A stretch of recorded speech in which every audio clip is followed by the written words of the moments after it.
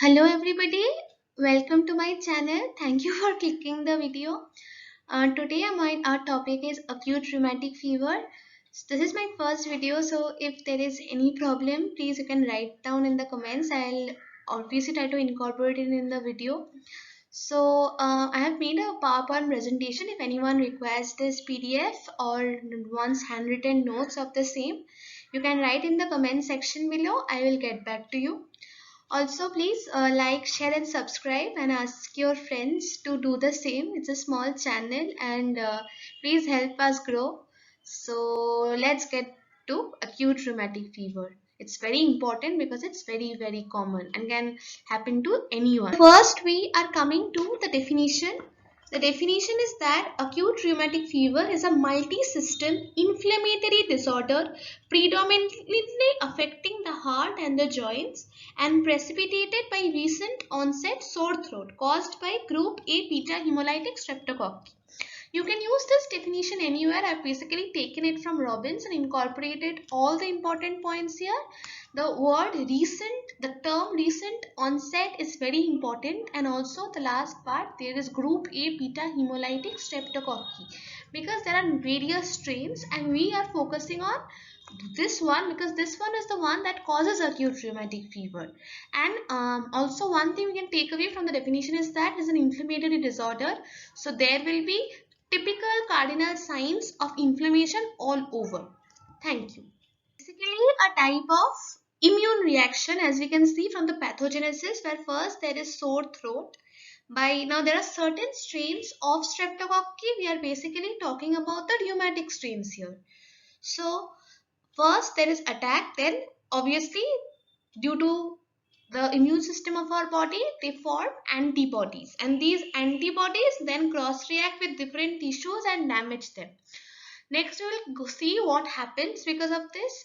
So it is an immune reaction. It is an immune reaction which is not supposed to occur but is occurring, and it is showing the effects.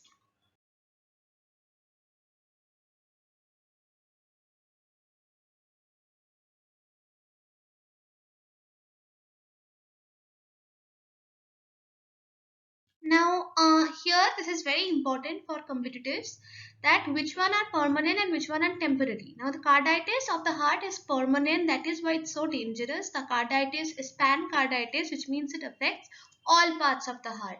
The endocardium, pericardium, myocardium, all of them. Now, the next permanent one is the chorea of the brain. Now, this one is permanent if it occurs, but it is kind of rare, so it's less threatening because it's rare. Now, what is chorea? Chorea is like a jerky movement of the limbs. If it occurs, it gets really difficult for the person to have balance. And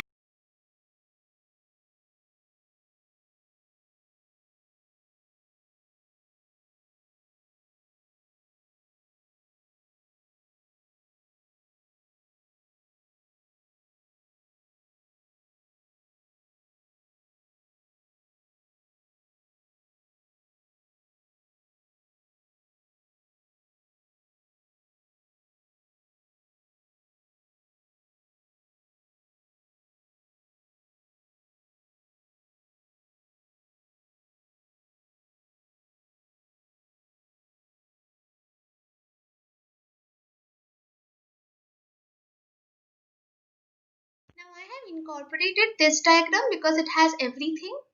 For example, as I said, it affects the pericardium. So there is pericardial effusion, which leads to pericardial rub. You can see pericarditis rub. So that is how you remember. And in the myocardium, if it affects the myocardium a lot. And how do you know that? Because in the you see the Ascoff nodule, along with the Ascoff nodule, there are histiocytes known as angioscells. You see them under the microscope. It's very easy for diagnosis. So that is for the myocardium, and most importantly, it affects the worst manifestation is in the valves. It affects the valves, leading to vegetations, and they cause valvulitis. Now I have put a simple diagram here to show that how the endocardium is closely attached to all parts of the myocardium except the valves. It's a very schematic diagram so that it's easy to remember. So in this place, in the gap, there is only gap in the place where there are valves, and there the inflammation is maximum therefore, and there, since there is a gap, it's very easy for edema and accumulation of fluid there. So due to that accumulation of fluid, due to the inflammation, there is vegetations formed, and these vegetations lead to valvulitis.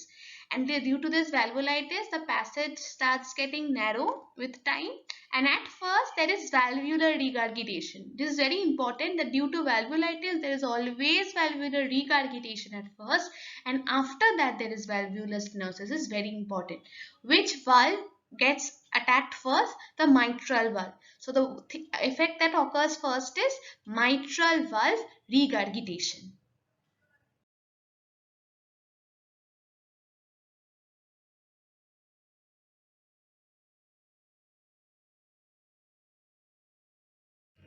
Now in the last slide, I have shown the Jones criteria.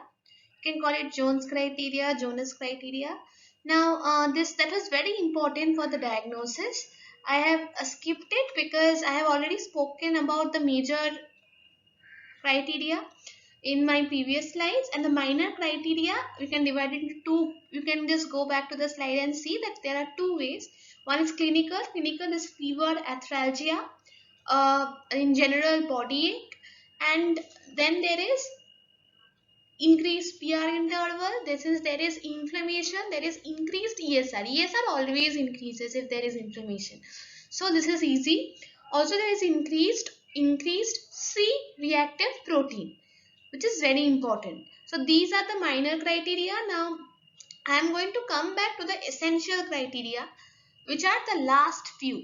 So when you are going for the diagnosis, the diagnosis of rheumatic fever, the most important is the Jones criteria. After that, the laboratory findings come. So we have to write Jones criteria for the diagnosis questions. So there is, we need two major or one essential, or one major, two minor, and one essential. So in arthralgia, another important thing is you should not take off arthritis and arthralgia together because they are kind of similar. So you have to go for distinct points there. Uh, the management of rheumatic fever, I'll do a separate video on that, I guess, but even then I'm just saying it in short. So the management has two parts. One is such a general treatment, which is for anything, like for example admission in a hospital, making the person sit up in a proper position, giving them moist oxygen, etc. Then we are coming to the specific treatment. At first we treat the heart failure part, which is with nitrates, beta blockers. Usually we don't usually use beta blockers, so I'm going to stick to nitrates, calcium channel blockers, digoxin, etc. Also, if there's pain, you can give morphine, which is optional. But then for acute rheumatic fever, we can give aspirin, we can give proton pump inhibitors. I will go through all these, the reasons for all these in my next video. But and also in this particular slide, I have written the prophylaxis. The prophylaxis is very important for someone who has had an attack in the past and doesn't want it in the future. So a patient who already knows they have rheumatic fever. So you can just read the prophylaxis part from my last slide. So that's all. That's all the important points for acute rheumatic fever.